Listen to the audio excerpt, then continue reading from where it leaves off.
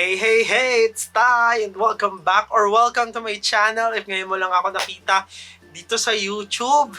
And now I am back with another episode of Taste Test by Ty. It's been a month. I think 3 weeks or a month na akong almost a month na akong hindi nag-upload dito sa YouTube. It's been a while and now, yes, I'm happy to be back dito sa YouTube. At ang iti-taste test natin is the newest release from Starbucks. You know what it is? Kasi Christmas season na ngayon and every year naman, tinitaste test ko yung isang bagong drink nila kasi together with this drink, yung mga Christmas staples nila, which are yung peppermint mocha and toffee nut crunch, they are available again for this Christmas season. And yung latest nilang ni-release is ito yung bago nila ngayong year. Ito yung Salted Pretzel Cocoa Oatmeal Latte. Yan yung iti-taste test natin. And by the way, available din to sa Frappuccino and hot. Hindi iced yung in-order ko ngayon para ma-preserve yung taste talaga. So hot yung ito try natin na medyo hindi na hot. So ito yung Salted Pretzel Cocoa Oatmeal Latte. Actually, kanina pa ako kaping-kape.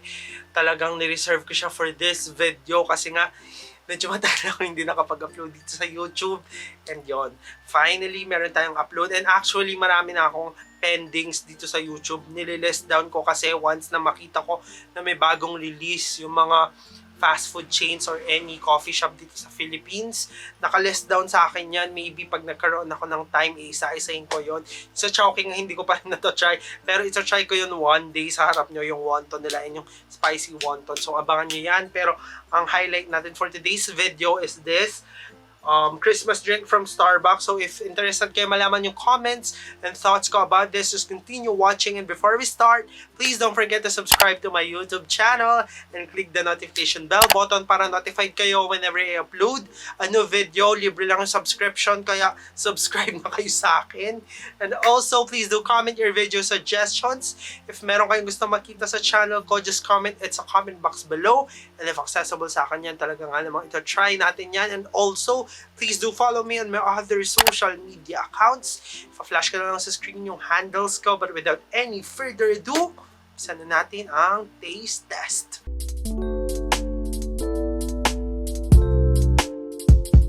So bago natin umpisa ng taste test, you know the drill, sa pricing muna tayo. But the problem is, hindi ko na-check if how much tong grande size ng salted pretzel cocoa oatmeal latte. Hindi ko siya na-check nun.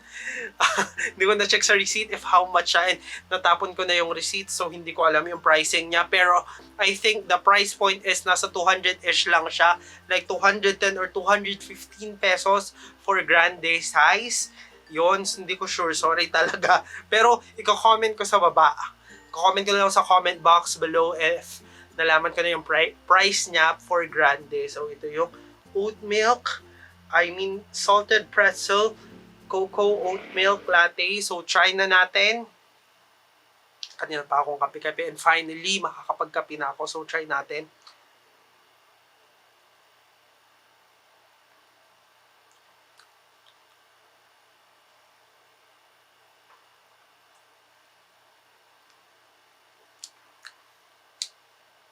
All right.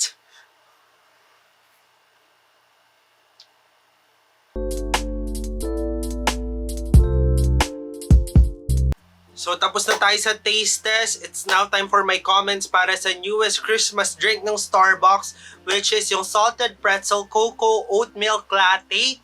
I am so impressed with this drink kasi nakita nyo naman sa reaction ko.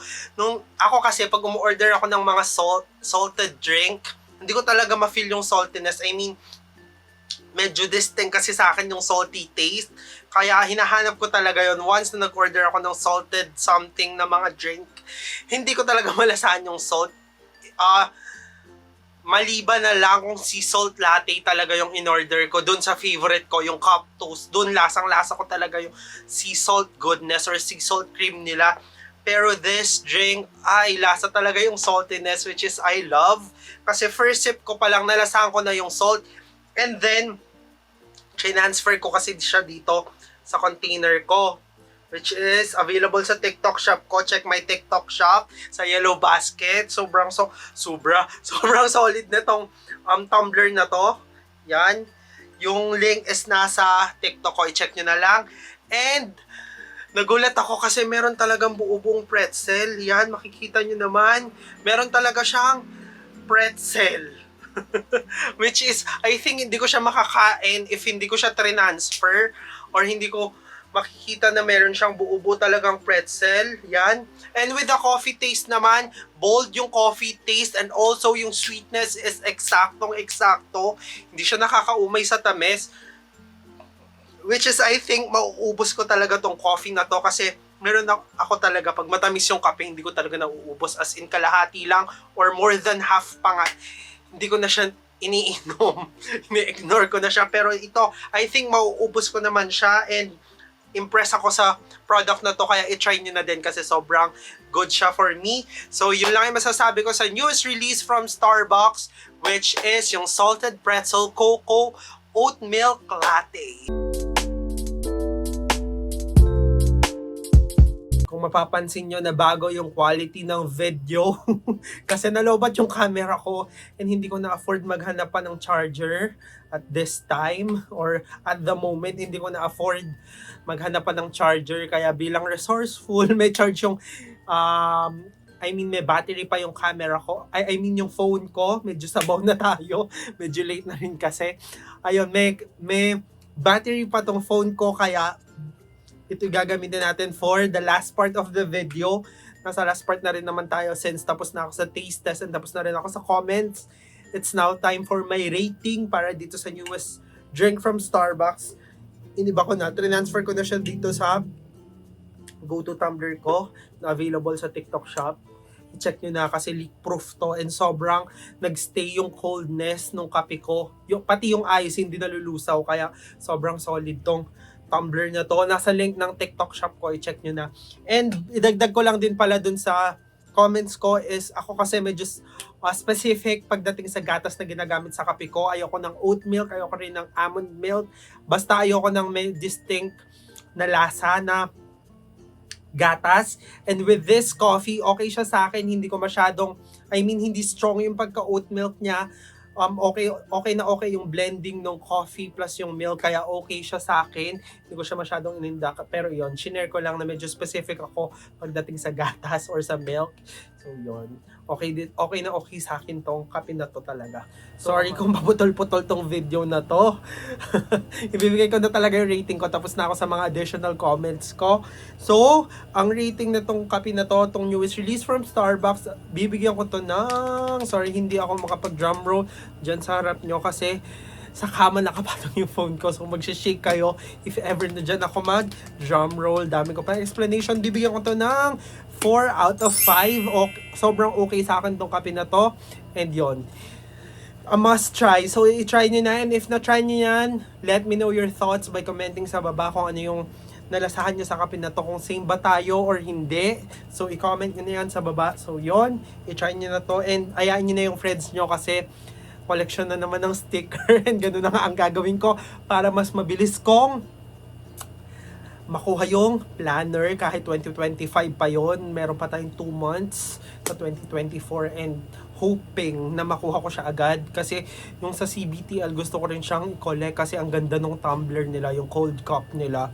So eyeing din ako na makuha yon this year. Kaya bibilisan ko talaga mag-collect ng stickers sa Starbucks para makuha ko na yung tumbler. Yung planner agad. So, yon, dami ko na commercial. That's it for this episode of Taste Test by Tay. And if you did enjoy watching my video or kahit hindi nyo yan na-enjoy, you know the drill. Like, share, subscribe, and click the notification bell button para notified kayo whenever I upload a new video. And comment your video suggestions if meron kayong gusto makita sa channel ko. Just comment it sa comment box below. And if accessible sa akin yan, talaga nga namang ito-try ko yan sa harap nyo. But without any further ado,